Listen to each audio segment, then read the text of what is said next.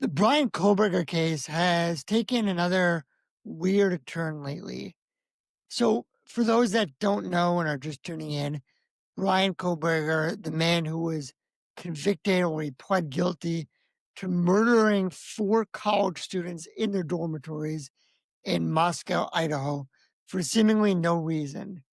And now there was a recent restitution hearing. As we did with Donna Adelson, we broke down some of the financial aspects of their murder trial.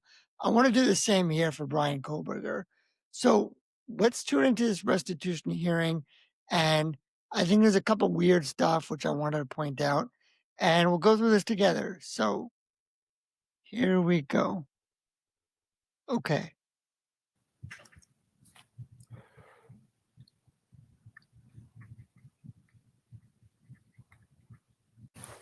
All right, let's go on the record in State v. Kohberger, CR 012431-665. The defendant has been excused from today's proceedings. It is not present. The defense is represented by Ms. Massoth, Ms. Taylor, and Ms. Barlow. The state is represented by Mr. Thompson. This is a time set for a hearing on the state's supplemental request for restitution. The state can argue first. So the state is asking for more restitution. So there was already an award of restitution, and now this hearing is because the state wants additional restitution to be paid. Thank you, Your Honor. So this attorney right here, this is Bill Thompson. He's the prosecutor. It's interesting to note they're all still going in remotely. We're way past COVID, and a lot of these hearings are still being held remotely. And as an attorney myself, I really like remote hearings. I think it makes it a lot easier. There's a lot of demands on our time, and you don't have to schlep out to God knows where to do a hearing. It makes things quite a bit easier. The attached documentation, it doesn't appear that there's a question about the amounts. I think the question that has been raised is whether there's the propriety of any additional restitution being ordered at this point. Yesterday afternoon, we did receive a supplemental filing from the defense, and I want to respond to that just for the record before I address the merits of the restitution.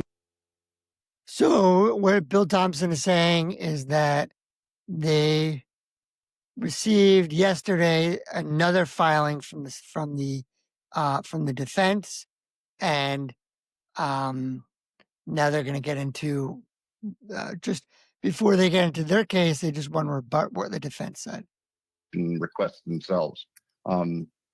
As we indicated in our response to the defense objection to the additional restitution request, at the time that we entered into the plea agreement, Ms. Jennings and I were under the impression that crime victims compensation could be available to cover reimbursement of travel expenses. And I have to clarify that now. It is true that before trial, the families approached our office asking if there were any resources we were available to pay in advance for travel expenses or expenses related to them attending trial itself. And we looked into that, our staff looked into that and advised them no. It was my understanding, and I'm mistaken. I realized I was mistaken at this point, but it was my understanding back in early July, late June, when we were talking about the plea agreement, that crime victims compensation could be available to reimburse expenses like that. I now know that's not correct, and it was certainly my mistake. I will own it as far as ours. So not a good start for the state. He's saying that the family of the victims had asked the state whether there was a special fund available by the state of Idaho to compensate them for the travel costs of coming into the trial. And he said yes, and it turned out no. So unfortunately, not a great start for the state. State of mind going into the plea agreement. But I will just say, in Bill Thompson's defense, and I think this is something that's important for lawyers, is if you make a mistake and you're aware you did something wrong, come out, draw out the sting is what it's called. And criminal lawyers actually do this a lot when they have a witness who is, it's their own witness who's going to have some kind of piece of information that might not be helpful to their case. Instead of pretending it doesn't exist, you draw out the sting, you get it out first, get out of the way, you own it. And I think it's important for integrity also as a lawyer, you get the bad facts out of the way first. Yes, I made a mistake, my fault. Now let's move on to the rest of what we have to say. So That being said, go I'm ahead. sorry. Go ahead. I'll let you finish the point on the plea agreement. Then I have a question for you about that. And I was just finishing that point, Your Honor, so it's a good time. Okay. So it's pretty well settled that plea agreements are interpreted as contracts, which they are. I think it's So this is an interesting point. A plea agreement is a criminal document. Well, it's a document within the context of a criminal proceeding. A contract is usually used in civil law.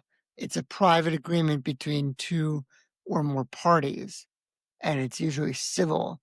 And this judge is saying, well, it's the same thing, the same principles that would apply in civil law also apply here in the criminal context as well. a pretty well settled contract law that a unilateral mistake does not relieve one of its contractual obligations and restrictions. So how can I how can I order this restitution if the express terms of the plea agreement, though mistaken understanding by the state, don't allow such extra crime victims compensation fund reimbursement? Okay, so what's going on here is he's owning his mistake and he's saying there should be additional restitution from Kohberger and he should be obligated to pay to not only for the cost of the trial, but also pay to reimburse the family. And what the judge is saying is, well, if you have a contract between two parties and there's what's called a unilateral mistake, which means one side made a mistake.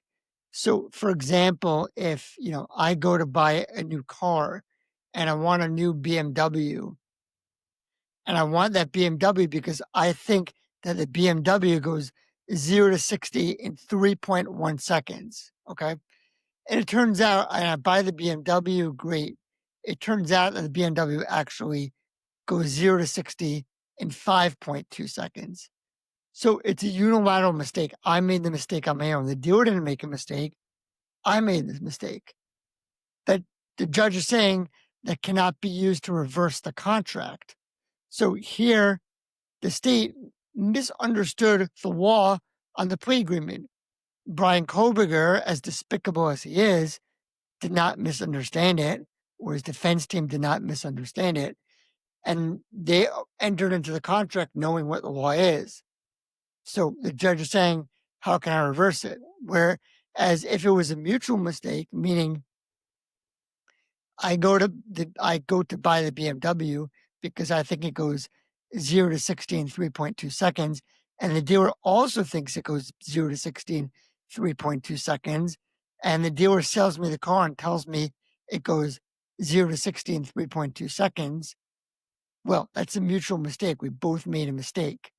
So therefore, the contract can be undone. So if Brian Kohberger also thought that the restitution would not obligate him to pay for the victim, or if he thought that he was obligated to pay and he wasn't, and the state also thought he was obligated to pay and he wasn't, that would be a mutual mistake. And therefore, they can both undo it. And the judge is saying, but it's not what happened here. Your Honor, I recognize that, and that's what I was just getting ready to address. In response to the defense's objection, the state has modified or adjusted our position on the restitution. We are, pursuant to the plea agreement, seeking restitution for the funeral-related expenses, which are the urns that are described in Exhibit 2 to our response. We are not affirmatively advocating for the travel expenses and lodging expenses of the family because we do not believe that we can legally advocate for those. At the same time, okay, so the lawyer is owning up to it. He's saying, Judge, you're right. We're not asking for the travel expenses. but we are asking for funeral expenses. So it's not clear yet where did the funeral expenses come in? Were the funeral expenses part of the original agreement? Was it not? Why was it not? It's not clear yet. Time, the families provided those to us, and we want to provide them to the court, and counsel, just so everybody was aware that they are there, but we are not arguing affirmatively for that because of the wording of the plea agreement itself. So what the state is actually requesting today is just additional restitution for the funeral related expenses, which are the earns for the families. Okay, thank you.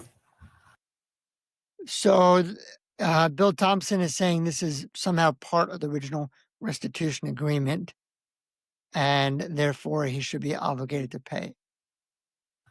And you can address the other issues as well. So, I mean, let's hear what the defense has to respond. I'm sorry, Your Honor, which other issues? Well, the issues, if you'd like, raised in opposition to your motion, including the lack of ability to pay by a defendant and et cetera. Yes. So the judge is kind of, making the defense's arguments for them in a way, and giving the state an opportunity to respond to the defense before the defense even makes their argument. And the defense's argument is, well, he can't pay it, so therefore he shouldn't have to pay it. Thank you, Your Honor. I apologize. The defendant has raised the issue of his alleged inability to pay, and we recognize that he's going to be incarcerated until he dies. But that in and of itself doesn't mean that over the course of the balance of his life, he might become, he might receive assets. And in fact, we attached a breakdown of the types of monies that he has received during his incarceration. We also noted the So Kohberger has already received money during his incarceration. Statute that allows the treasurer to intercept prospective monies that might be received based on any attempted publication of the story of the defendant. And those, if received, would be something that a restitution order could be enforced against.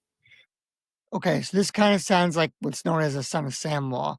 The son of Sam law is essentially that you cannot profit off your crime. So if someone were to make a book about Brian Kohberger and then say, okay, Kohberger, you get some of the money, well, the treasury is going to right away intercept that money and then use it to pay out the victims, and or use it to pay the restitution. We also note that the language of the statute and the case law interpreting the restitution statute, which is 1953-04, if I believe off the top of my head, talks about current inability to pay is not necessarily a block to the order of restitution. It's just merely a factor for the court to consider. And it is our position, given the relative youth of the defendant, the fact that he has been receiving significant monies during his incarceration already, and that there is a possibility of future monies, whether by virtue of the statute with the treasurer impounding proceeds from a story related to this, or perhaps from an inheritance from his family or others. We can't see into the future. We don't have a perfect crystal ball. But the state's position is having this additional restitution place, which is really fairly minimal, would be appropriate, and have them available if the defendant comes into assets that the families would be able to try to satisfy the restitution orders from them. Thank you. And then who's arguing for defense? I will be, Your Honor. All right. Thank you. Right. So let's hear how the defense responds. Given that the state has clarified its position that it's only seeking reimbursement for the earns, it's my understanding that that amount. So you're seeking reimbursement from the earns. I'll be candid. I don't know what that means. If any of you know, drop a note in the comments for me. Again, I'm a little bit new to this, so welcome everybody's thoughts. Is $1,420 for one family, $1,587.79, and then another $167.79, which would be a total, I believe, if my math is right, of $3,075.58. My understanding of reading the. Is that a portrait in the background of this lawyer herself? This lawyer, Alyssa Massoud. If you look, she's got a portrait. It looks like of herself in the background. I've never seen somebody with a picture of themselves, but okay. The Victims Compensation Code 1953-04 is that the court must still do an analysis on Mr. Kohberger's ability to pay. And as the state has addressed we are arguing that he does not have an ability to pay. So they're saying that he still has to have an ability. They still have to analyze whether he has an ability to pay in order to impose the restitution. Whereas the state is arguing that it's just a factor, and it's not determinative by itself. While there have been lump sums provided to you regarding some funds that he received prior to his plea agreement, what the court does not have is a breakdown of how those funds came into the inmate system for his expenses and the fact that they were primarily family. Certainly his situation pre-plea and sentencing was drastically different than it is right now in terms of money that is available to him. And there's nothing in the record to. Yeah, pre-sentencing, he hadn't been pled guilty yet. Some people thought maybe he was framed for this. Now we all know he's guilty. He did this.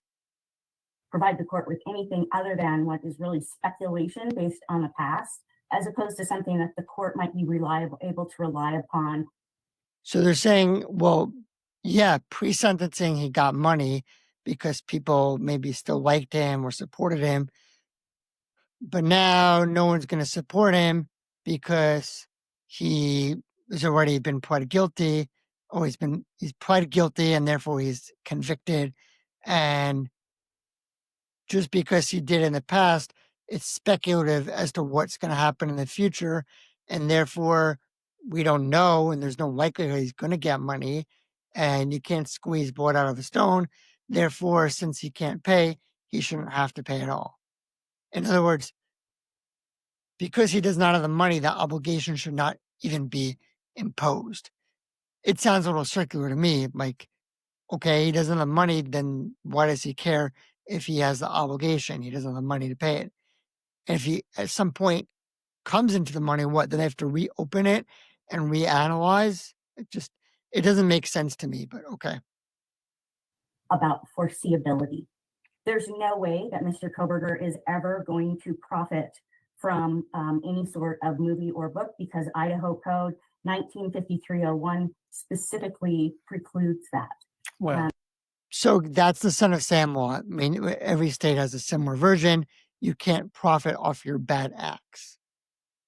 And it allows that monies are swept from his account for those income to pay certain things. So the judge is disputing it a little bit. He's saying it's not that you can't profit off it. It's sure you can profit, but as a technical matter, the money is never going to get to you, because once the money starts to flow, automatically the state intercepts it. So the money can start to flow, but it gets intercepted. If those certain things, if there's no debt for those certain things, then does the money not go then to the defendant? Right. And that's what I was saying before. He's saying if there's a debt to pay, the state intercepts it. But if you're saying he has no debt because he can't afford it, and therefore we're not ordering this restitution because he can't afford it, well, what happens if he gets the money then? The money is not going to be intercepted because he doesn't have the debt. So then what, he's going to get to keep it? It doesn't seem to make sense. that is not my reading of the code. Perhaps I'm reading that statute more broadly than the court is. I understood it to be that the purpose is that someone can't then profit off of their crime pursuant to that statute. But I guess I need to read it with that broad. Okay, so I mean, the defense attorney is saying kind of what we said in the beginning. It's not this technical matter where it gets swept. It's no, it'll never happen. You can't benefit at all. And since therefore he's never going to be able to benefit at all, meaning if let's say Netflix makes a documentary out of this and it makes $100 million, Netflix will never ever have to pay him. It's not Netflix pays him, but then it goes to it gets intercepted by the state. Netflix never pays him to begin with. Even allowing your reading of it, what's to prevent, for example, a family member from agreeing to, provide information, be a part of, et cetera, a story, movie, book, whatever, TV series about the murders, about Mr. Kohberger. And that certainly wouldn't be, monies they receive wouldn't be subject to the statute. And then they certainly would be free to send Mr. Kohberger money to his account. What harm is it to order the restitution, which would then sort of jump in line in terms of priority of payments over some of the other ordered payments, such that if Mr. Kohberger does receive money into his accounts from any source, that he's then that those monies are then put to that use. Certainly, we're not worried about Mr. Kohberger's credit rating with having debts at this point. I'm not sure what the concern would be to, given the uniqueness of this case and the potential for family members, et cetera, to earn money from it, and potentially we've seen members of the public send money to Mr. Kohberger, is my understanding, to his books.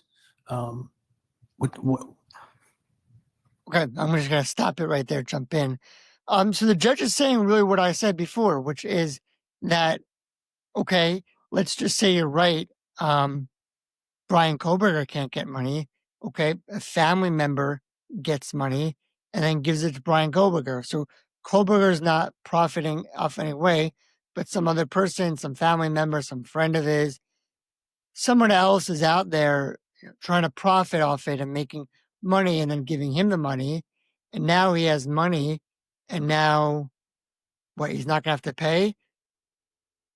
Again, what are we worried about here? Put the debt in his name. Yes, I could understand if somebody's out of jail and they're free, you could say, okay, it's not fair to impose this upon them because they can't afford it. It's going to place a burden on them, et cetera, et cetera. Brian Kohberger, again, not worried about his credit rating. He's not worried about his credit rating. He's in jail for the rest of his life. That's it. He's never getting out. Let this go into place. And then that obligation, if this money ever somehow does flow to him, whether it's through family members or any other fashion, and people can still receive money in jail. Okay, so now it's going to have to go get paid. What's the downside to ensuring that the victims are as whole as possible from this by ordering the restitution, which again would jump in line from some of the other court-ordered fines, et cetera? And then there's also other court-ordered fines. So there's restitution is kind of jumping ahead, meaning that's going to have to get paid back first to make the victims whole, whereas any other kind of fines that the court ordered, those won't have to, well, those are going to just fall in line behind. But the bottom line is the judge is saying, what is the harm? Again, what's the downside? He gets the money, he pays it, victims are made whole. Why is that a bad thing? That's what we should all want. And if the money's there, it's there. If it's not, it's not. Right. Simple question. Either he has money or he doesn't.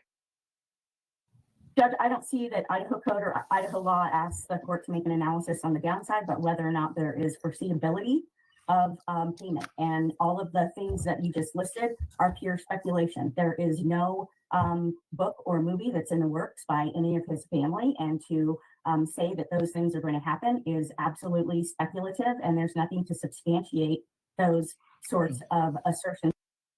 You can see the judge's body language. He's, again, okay, it's speculative. Who cares? So what? Fine, it's speculative. And therefore what? Who cares? Happening in the future. So well, there's a history in the 3 years he was incarcerated of him receiving 5 figures put on his books. Doesn't that give the court some history to suggest that such contributions from whatever source may continue into the future? So the judge is saying, forget about whether it's speculative or not. He did get money. He got 5 figures. As I stated earlier, Judge, that was at a different time in the case. That was at a time. Okay, so now it was a different time because he wasn't yet convicted. He had not yet pled guilty. Therefore, people gave him money, but now that he pled guilty, no one's going to give him money. Okay. When, he had not entered a plea, he was not deemed convicted of the crime. The money, a lot of that money was coming from his family to be able to have communications with their son and brother. And to speculate that those kinds of dollars are going to be able to happen for the next many decades is exactly that. It's pure speculation, not based on something that is foreseeable or based in something that's in fact before this court. Well, it just seems to me that one of the, really, obviously, even application of statute requires the court to look at what might happen into the future. And I guess, it seems to me one of the best indicators of the future is the past. And in the past, his family has, you're saying the family was the source of much of these funds. Right. So the judge is saying, how are you ever going to evaluate what might happen in the future? The best way to evaluate it is to look at the information we actually have. There's always going to be a certain level of speculation. No one knows the future. No one has a crystal ball.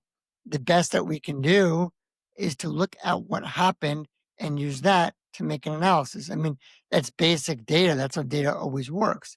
You look at the information that you already have, use that to draw a conclusion regarding the future. Has provided him funds in order for him to communicate, et cetera. That necessity will still exist going forward. I'm not aware of his family having disowned him at this point and not wanting any contact with him. And even if they are, that doesn't mean that won't change. And you call it speculation. It seems to me that it is good evidence of what may occur in the future in light of what has occurred in the past. Well, Judge, there is a judgment against him in the amount of $28,000, and certainly 20% of every dollar that goes into his inmate account is going to go towards paying that $28,000. Another factor. So she's saying automatically, because this $28,000 judgment, 20% that would otherwise go into his account that he has in prison would anyway be swept to pay this judgment. The court actually can look at under 1953-04 subsection 7 is other factors, and those factors that other factors that the court deems appropriate, and that can be collateral resources that the families obtained over $200,000, which definitely reimburse the cost of the earns in terms of economic costs. I also want to turn to the plea agreement, because isn't a reasonable interpretation of the plea agreement that the defendant will not contest the state's seeking of restitution that is outlined in the plea agreement? Otherwise, why would it need to be in the plea agreement? So the judge is saying even more fundamentally, you said you're not going to contest it. And now what are you doing here? You're contesting it. It seems to me this goes back to the same contract principles. It's the plea agreement. A reasonable interpretation is the defendant is agreeing to pay restitution for those items that are identified in the plea agreement, which includes victims' compensation, which includes in this case funeral expenses. So you took advantage of the plea agreement to get the benefit of the bargain regarding the state's dropping of the death penalty. Why should you not be held to the plea agreement to pay the victims the costs of interning their children? Right. So you can't have it both ways. There's always basic. One of the first things that I learned in contract laws, any contract has to be supported by what's called consideration. I remember, but this drove me nuts in contracts. It took me forever to understand it. But the basic idea is that to be an effective contract, both sides are giving up something. Both sides have to give up something that they would otherwise be legally entitled to. And that's this consideration. That's what makes it stick. That's the glue. If neither side is actually giving up anything, then it's illusory, it's empty, it doesn't mean anything. It's as if it never happened, right? So if the Miami Heat signed Kevin Durant, which would be a terrible move, but he's the first one that comes to mind. They signed him to a $200 million contract. They're giving up $200 million. Kevin Durant is giving up the right to play anywhere else except for the Miami Heat. Now, if the Miami Heat said to Kevin Durant, here, come play here, but we're not going to pay you anything. And Kevin Durant says, sure, but I'm not promising that I won't play anywhere else. Well, neither side is giving up anything. The Heat are not paying him any money, and Durant's not promising that he's going to be exclusive to the Heat. So neither side gave up anything. So we have the same thing here, where the state was legally entitled to seek the death penalty, and they gave that up. They said, we're not going to seek the death penalty. And in exchange, you plead guilty. So we're giving that up. And you, Kohberger, you're now going to get the benefit of not getting the death penalty. And now the flip side is that Kohberger had to give up something. What did he give up? He gave up his rights to ever challenge restitution. So that's what he gave up. And that's the benefit that the state got. So it's working both ways. So the judge is saying, defense, you can't give up or get the benefit of not receiving the death penalty, but then try to get out of your obligation to not challenge restitution.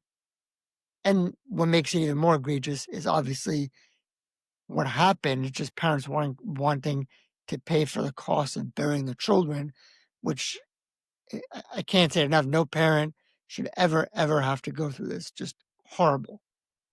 And people are going to jump on the defense lawyer. How can a defense lawyer do this? Why is she sticking up for this criminal and trying to fight so hard? And you see the judge does get a little irritated with her. But, as Peter Tragos, the way always says, the system has to work for the worst of us in order to work for the best of us. So you need people there to put up the fight, hold the state to their burden, and that's how it works. And again, the judge will make the decision. I think he'll make the right decision, but it's just how the system works.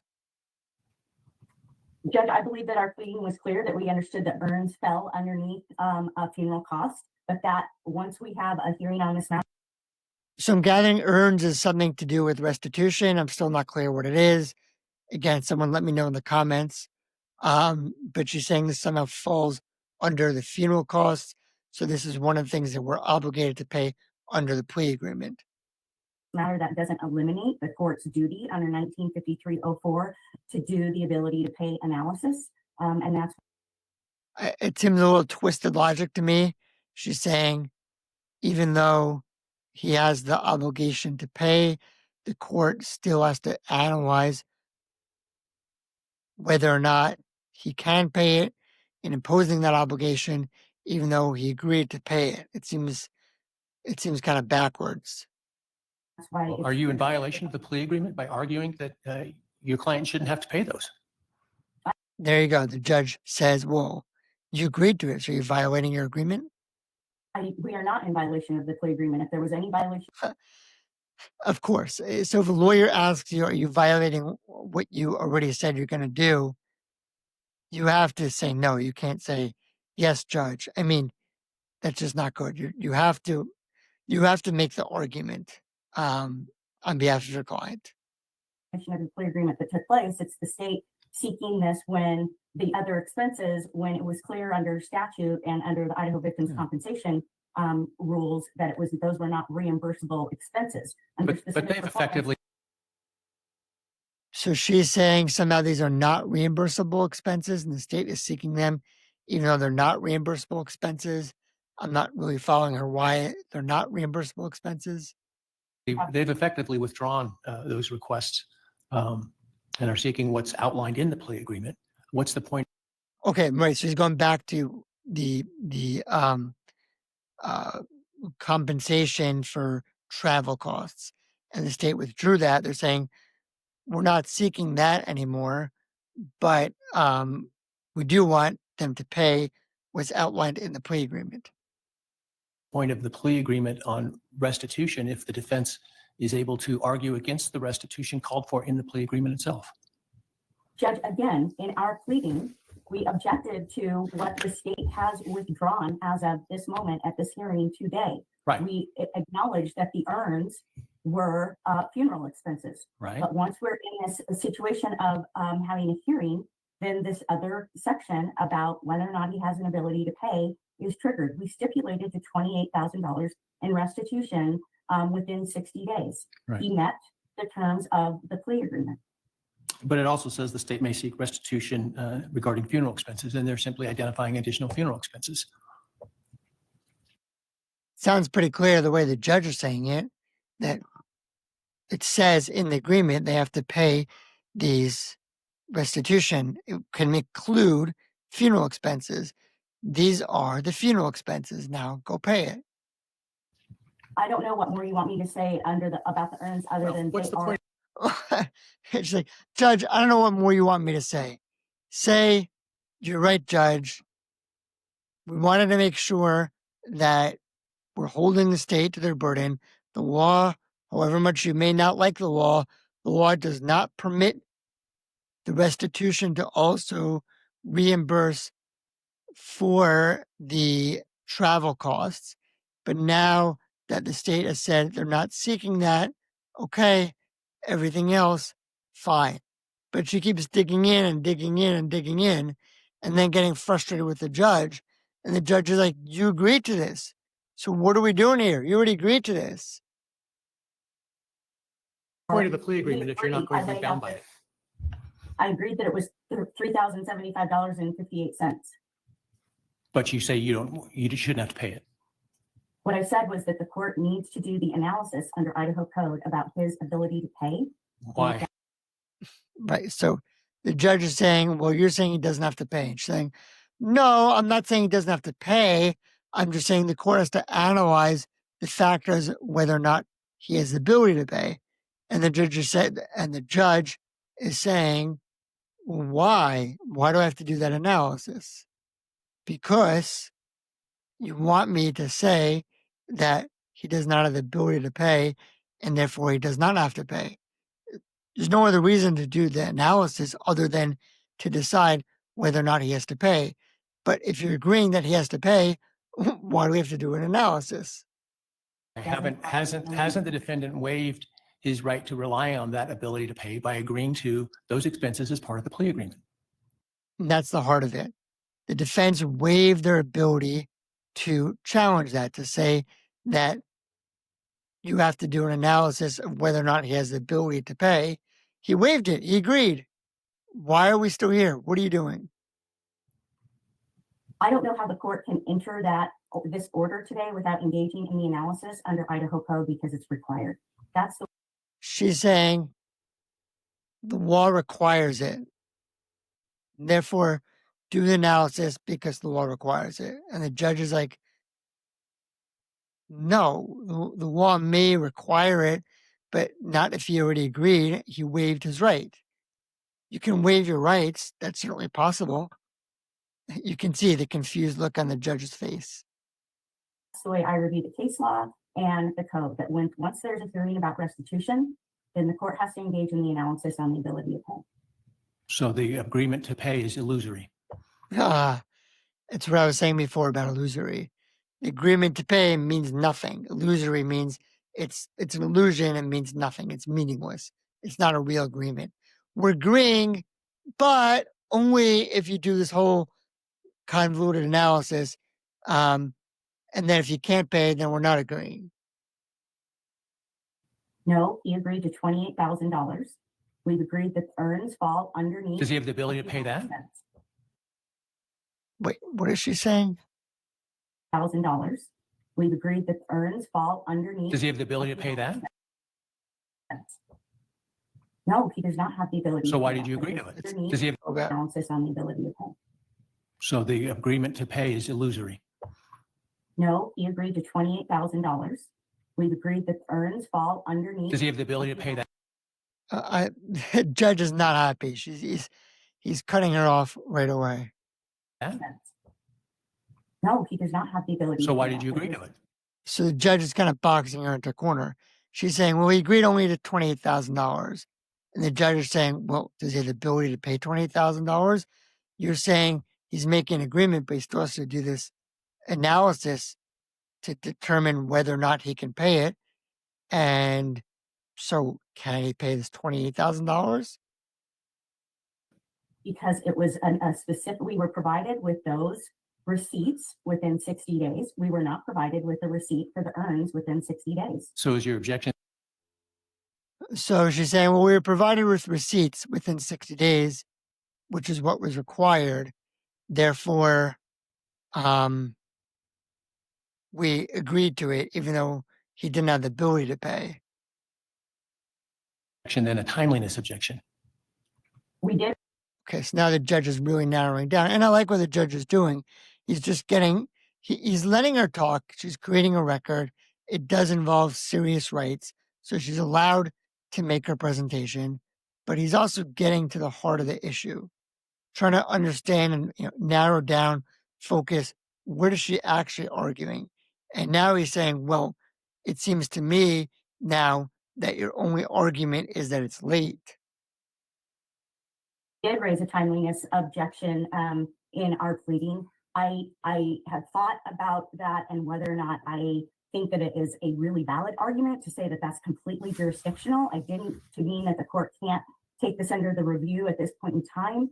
I didn't read the judgment language in such a strict fashion that I felt like we could say 61 days means the court's not going to rely on, not going to consider it at all. So it is past your 60-day deadline. But I don't know that that is completely jurisdictional in the way that you drafted your judgment.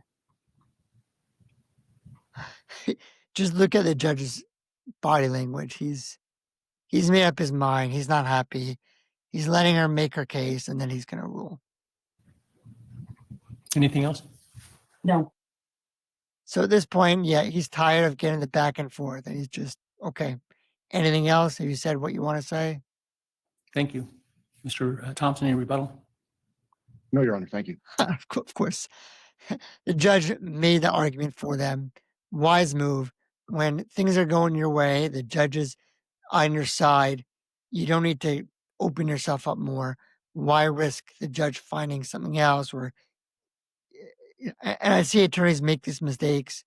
Sometimes lawyers, they just can't help talking like I'm doing right now. But in all seriousness, it's a good move. The judge already is clearly not on her side. The judge is clearly coming down on the side of the state. And the judge said whatever there is to say, no reason to belabor it anymore. All right, thank you. I'll take the matter under advisement, issue an opinion in due course. All right. So that's it. The judge is saying, I'll take it under advisement, issue an opinion. He doesn't want to make the ruling right there on the record. I think he wants to, especially it's a criminal case. There's different things involved. He wants to be careful how he writes it.